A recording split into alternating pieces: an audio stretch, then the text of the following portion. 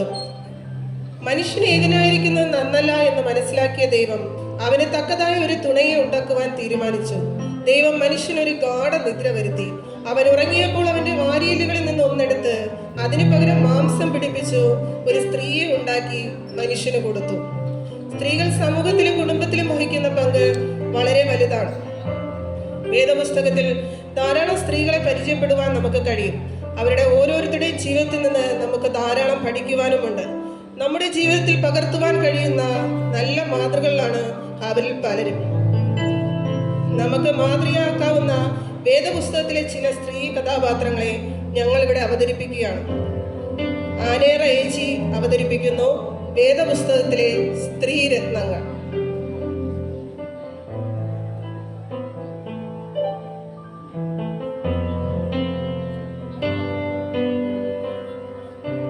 Sara, വിശ്വാസികളുടെ പിതാവായ അബ്രഹാമിന്റെ ഭാര്യയായ സാറ വാഗ്ദത്തം ചെയ്ത ദൈവത്തെ വിശ്വസ്തനെന്നെണ്ണുകയും പ്രായം കഴിഞ്ഞിട്ടും ഒരു പുത്രന് ജന്മം കൊടുക്കുവാൻ ഭാഗ്യം ലഭിച്ച ജാതികളുടെ മാതാവ് എന്നറിയപ്പെടുന്ന സ്ത്രീരത്നം സാറ.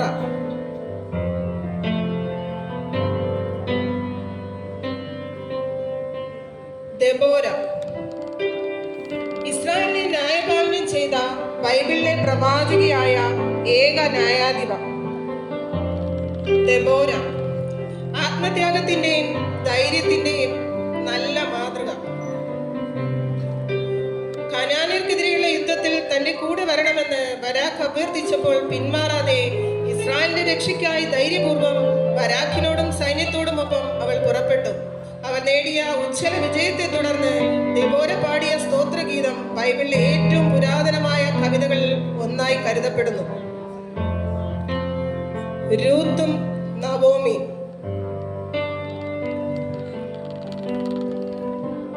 യഹോവയോടും തന്റെ അമ്മായിയമ്മയായ നവോമിയോടും ഇഷ്ടപ്രകാരം തന്റെ നാടിനെയും വീടിനെയും വീട്ടുകാരെയും വിട്ട് യഹൂദാദേശത്തെത്തിയ മോവാബ സ്ത്രീയായ രൂത്ത് തന്റെ ദൈവഭക്തിയും കഠിനാധ്വാനവും വിശ്വസ്തയും കൊണ്ട് യേശുവിന്റെ വംശാലി ഉരുളിയിൽ ഇടം പിടിച്ച് മഹിളാരത്നം.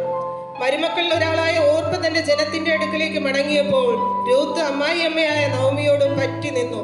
നിന്റെ ജനം എന്റെ ജനം, നിന്റെ ദൈവം എന്റെ ദൈവം, നീ മരിക്കുന്നിടത്ത് ഞാനും മരിച്ചടക്കപ്പെടുമെന്ന് ഉറച്ച നിലപാട് സ്വീകരിച്ച രൂത്ത് മരുമക്കൾക്കൊരു മാതൃകയാണ്. ഹന്ന, ഇസ്രായേൽ ജനത്തിന്റെ ന്യായാധിപന്മാരിൽ ഏറ്റവും ഒടുവിലത്തെ ന്യായാധിപനായ ശമൂവേൽ പ്രവാചകന്റെ അമ്മയായ ഹന്ന. ഹന്നയുടെ മടുത്തുപോകാത്ത പ്രാർത്ഥനയും ത്യാഗമനോഭാവവും സമർപ്പണവും ദൈവത്തോടുള്ള ഭക്തിയും വിശ്വാസവും നാം മാതൃകയാക്കേണ്ടതാണ്. അബിഗേൽ, കർമ്മയിലെ മഹാധനികനായ നാബാലിന്റെ ഭാര്യ. ദുഷ്ടനും അവിവേകിയുമായ തന്റെ ഭർത്താവിന്റെ പ്രവൃത്തി മൂലം ഭവിക്കാമായിരുന്ന വലിയ ദുരന്തത്തെ സ്വന്തം വിവേകം കൊണ്ടും സന്ദർഭോചിതമായ പ്രവൃത്തി കൊണ്ടും അനുഗ്രഹമാക്കി മാറ്റിയ ധീര വനിത. നയമാന്റെ വീട്ടിലെ അടിമ പെൺകുട്ടി. ഇസ്രായേലിന്റെ ദൈവത്തെ അചഞ്ചലമായ വിശ്വാസമുണ്ടായിരുന്ന അടിമ പെൺകുട്ടി.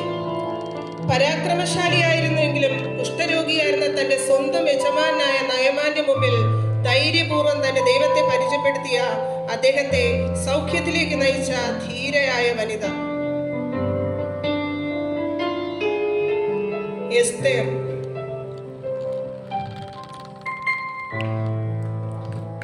അഹശ്വേരോശ് രാജാവിന്റെ ഭാര്യയായ എസ്തേർ തന്റെ രാജ്യപദത്തിലും കൊട്ടാരത്തിന്റെ സുഖത്തിലും ഒന്നും മതിമറന്ന് ആഹ്ലാദിക്കാതിരുന്ന എസ്തേർ തന്റെ ജീവൻ നഷ്ടപ്പെടുവാനുള്ള സാധ്യത ഉണ്ടായിരുന്നിട്ടും സ്വന്തം ജനത്തിന്റെ വിടുതലിന് വേണ്ടി രാജസന്നിധിയിൽ സധൈര്യം നിലകൊണ്ട പ്രൗഢിയും കുലീനയുമായ ഉത്തമ സ്ത്രീ. മറിയയും എലിസബത്തും. നമ്മുടെ കർത്താവും രക്ഷിതാവുമായ യേശുക്രിസ്തു ജനിക്കുവാൻ ഇതാ ഞാൻ കർത്താവിന്റെ ദാസി, നിന്റെ വാക്കുപോലെ ഭവിക്കട്ടെ എന്ന് പറഞ്ഞ് തന്റെ ജീവിതത്തെ ദൈവസന്നിധിയിൽ ഏൽപ്പിച്ചു കൊടുത്ത മഹിള. സ്വന്തം മകനെ ലോകത്തിന്റെ പാപപരിഹാര ബലിയായി സമർപ്പിച്ച ത്യാഗത്തിന്റെ നിറകുടം. യേശു ക്രിസ്തുവിന് വഴിയൊരുക്കുവാൻ ജനിച്ച യോഹന്നാന് ജന്മം കൊടുത്ത എലിശബത്ത്, ദൈവസന്നിധിയിൽ നീതിയുള്ളവളും കർത്താവിന്റെ സകല കൽപ്പനകളും കുറ്റമില്ലാത്തവളും ആയ ഉത്തമ സ്ത്രീയായ എലിശബത്ത്. ഹന്ന പ്രവാചകി, അശേർ ഗോത്രത്തിലെ ഫനുവേലിന്റെ മകളായ ഹന്ന പ്രവാചകി വളരെ വയസ്സ് ചെന്നിട്ടും ആലയം വിട്ടുപിരിയാതെ ഉപവാസത്തോടും പ്രാർത്ഥനയോടും കൂടെ രാവും പകലും ആരാധന കഴിച്ചു പോന്നു. അതുകൊണ്ട് യെരൂശലേമിന്റെ വീണ്ടെടുപ്പിനെ കാത്തിരുന്ന എല്ലാവരോടും യേശുവിനെ കുറിച്ച് പ്രസ്താവിക്കുവാൻ ഹന്ന പ്രവാചകിക്ക് കഴിഞ്ഞു. രോധ,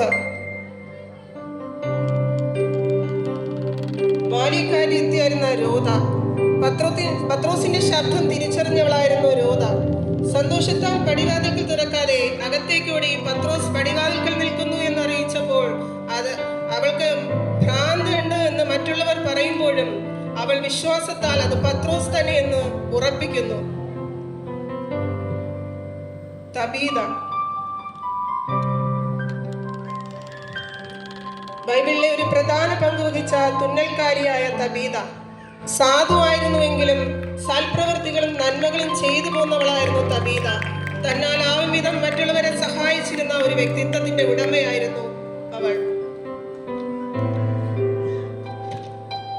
മാർത്തയും മറിയയും,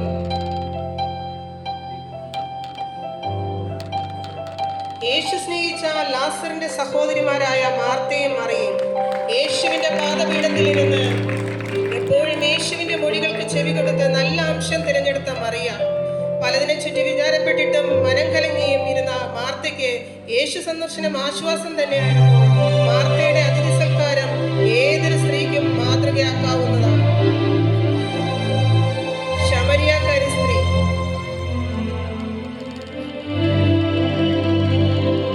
യേശുവിനെ മശിഹയാണെന്ന് തിരിച്ചറിഞ്ഞ ശമരിയാക്കാരി സ്ത്രീ അറിഞ്ഞ സത്യം മറച്ചു വയ്ക്കാതെ വെള്ളക്കോരുവാൻ വന്ന കാര്യം പോലും മറന്ന് കുടം അവിടെ വെച്ചിട്ട് പട്ടണത്തിലേക്ക് ഓടിച്ചെന്ന് ആ സദ്വർത്തമാനം എല്ലാവരെയും അറിയിക്കുന്നു. അവളുടെ വാക്ക് കേട്ട ജനം പട്ടണത്തിൽ നിന്ന് പുറപ്പെട്ട് യേശുവിനെ കാണുവാൻ എത്തുന്നു.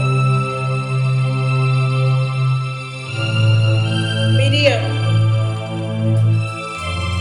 ഇസ്രായേൽ മക്കളെ മിസ്രയിൽ നിന്ന് കനാനിലേക്ക് നയിച്ചു കൊണ്ടുപോകാൻ സഹോദരന്മാരായ മോശയ്ക്കും അഹരോനൊപ്പം നിന്ന ധീര വനിത.